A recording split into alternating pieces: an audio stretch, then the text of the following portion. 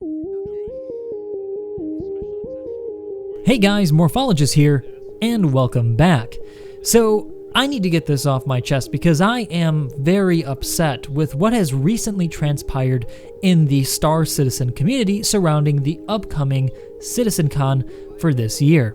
Now, I understand some of you may not have been following the events surrounding this year's Citizencon, but let me fill you in on the controversy. So, Chris Roberts announced this year that he was going to be charging a fee to watch the panel discussions outside of the keynote discussion live. So you were still going to be able to watch his typical 1-hour demo and presentation on 3.3 and upcoming updates, but the panel discussions that were going to happen afterward were going to be something that you would have to pay to watch live, but could actually view for free a day later on their YouTube channel. And this is what got the community really upset.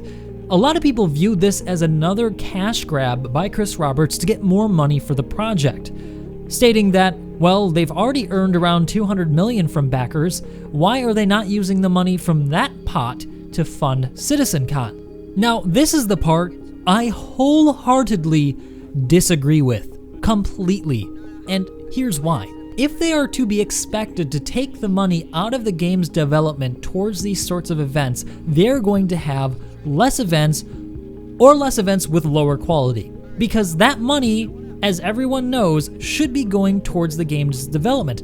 Game development, guys, is not cheap, and I just want to put things in perspective for you. If you guys play Star Citizen or you're interested in the genre, I'm sure you've all heard of Battlefront 2 and the whole controversy surrounding that game.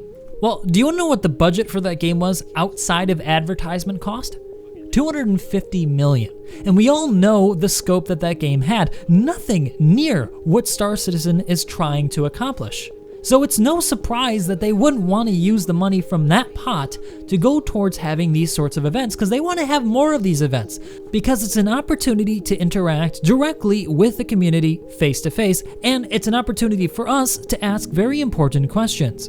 If you really care about the way the industry has been treating consumers recently with their very anti-consumer policies with loot boxes and what have you, then you should want more of these events, because what they do is make them more accountable to us, the backers. They have to present us with evidence that they've actually made progress from the last event. And internally, what these events do is provide deadlines to actually get features complete, because without these deadlines, well, we know what happens. People don't get stuff done, and if anybody cares about stuff getting done, it's us Star Citizen backers, because we wanted that game yesterday, and we've been very vocal about it. So, I think the primary problem here is the way that Citizencon this year was framed. It's no longer the small event that it was when it first started. It's now something much more similar to Comic-Con, with the scale, with the amount of people attending, and therefore with the amount of cost associated with hosting this kind of event at the level of quality that has now become expected out of Citizencon. Now, I want to remind everybody here that Comic-Con has never been free and will never be free. The panel discussions at Comic-Con are also not free, and you can't view them on YouTube in their entirety. You can only view snippets. Why? Because if you could, then nobody would attend. And you know what? The weird thing is here that people still got upset, despite the fact that it was announced that the entire panel discussions were going to be uploaded a day later for everybody to view for free. It's just that you were going to have to pay a fee to view them live. This was a way for them to fund the production cost and the venue cost of the event.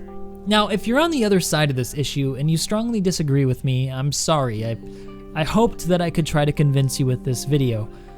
But Chris Roberts has gone and said now in the forums that he is going to change Citizencon this year. He will no longer be charging anybody any fee to watch it online live.